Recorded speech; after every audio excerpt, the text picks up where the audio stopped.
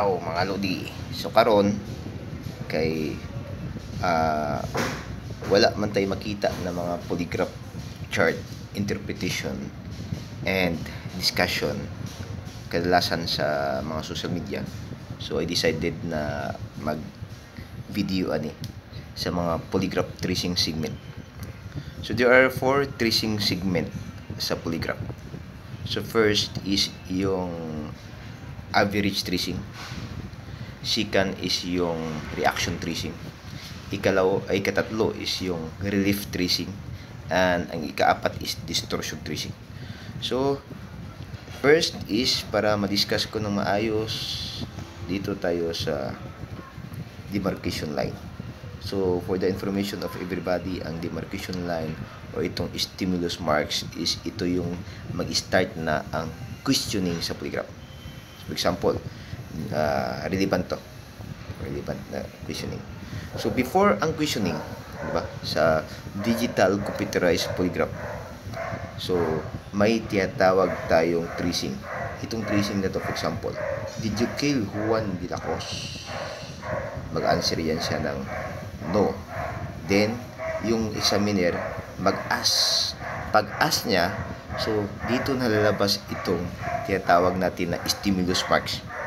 Itong stimulus marks, ito yung pag-start ng pag-ask ng question kasi tapos na yung pag-ask din, tsaka ka lang mag-start. Sir, bakit tsaka ka lang mag-ask or mag-start ng i-click yung ask sa digital or sa polygraph after sa question? Kasi dito natin makikita ang mga reaction tracing niya. For example, ito. So, itong mga ito, 5 to 10 seconds. 5 to 10 seconds after the stimulus marks. Dito natin makikita ang reaction tracing. Itong nakikita nyo, ito yung tinatawag natin na average tracing. Average tracing yan. So, once we say average tracing, sa tracing segment, ito yung area wherein, itong area na to, wherein hindi pa nagre-react ang tao sa specific response or walang specific response na makita. So, hindi nag-react ang tao sa question na natanggap niya o sa certain stimuli. So, kasi dito pa siya nag-i-start questioning pa to. Saka lang siya magre-react after the stimulus marks. Pagkatapos niyang tanungin, then nag-answer na siya ng no or yes. So, itong area na to, before ang stimulus marks, ang tawag nito is average tracing. Then, itong area na to, 5 to 10 seconds, diba, after the demarcation line or itong stimulus marks, pag-ask, diba? Pag naka-ask na yan, so, ang tawag dito is yung reaction tracing. Reaction tracing to. Reaction tracing na siya 5 to 10 seconds after the stimulus marks or itong demarcation line na makita natin. So, after the reaction tracing, so dito na naman lalabas itong relief tracing after 5 to 10 seconds. Itong makikita nyo na after 5 to 10 seconds, ang segment na ito is relief tracing ang tawag. Relief tracing yan. So, meaning, after ang tao may specific response, kasi itong reaction na segment is dito nagre-react ang tao sa certain stimuli.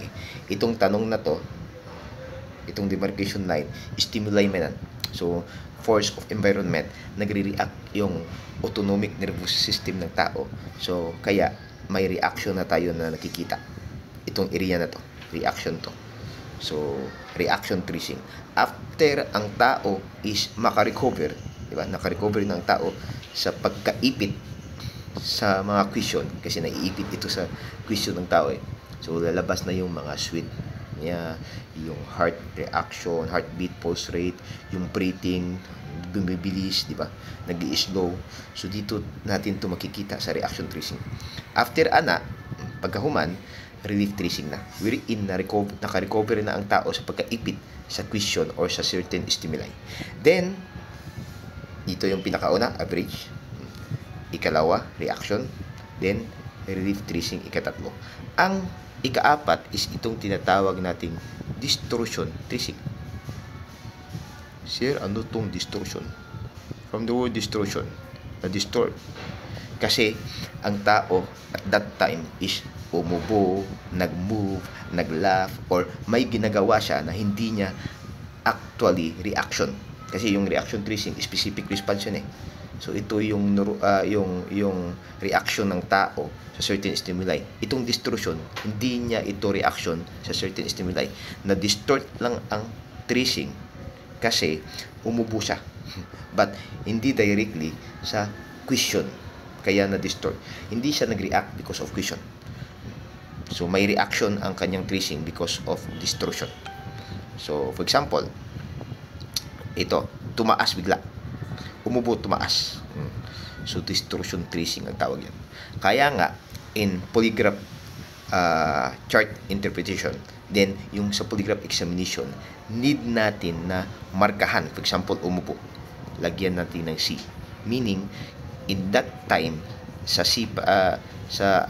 time na yan, wherein umubo siya, nakita natin na may markings or yung chart markings na may C, meaning cough. Importante ito because para identify natin if reaction tracing siya na i-scorean natin kaysa distortion. Kasi itong average, relief, and distortion, hindi naman yung focus.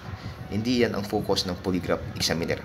Ang focus niya is itong reaction tracing, wherein nag-react ang tao sa certain question. Ang distortion, pangkuan lang to pang distort. Na-disturb siya. But you need to identify this para ma-identify natin or ma-distinguish natin ano yung kaibahan niya sa reaction tracing, which is yung specific response.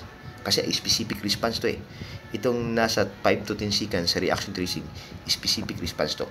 So, ito yung i-record natin, then i-scorean or i-interpret if nag-react siya sa certain stimuli. Itong to, di ba? Ito ang demarcation line. Nag-react siya dyan. So, meaning, ang focus natin is ito lang sa reaction tracing. Ang average tracing, relief tracing, at distortion, wala tayong pakialam yan.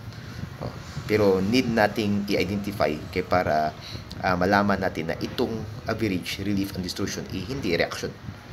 Kaya reaction lang natin ang ating i-scorean. So ito yung mga tracing segment, di ba? So for other explanation, i-discuss pa natin. So abang-abang lang. Thank you for the opportunity na makashare.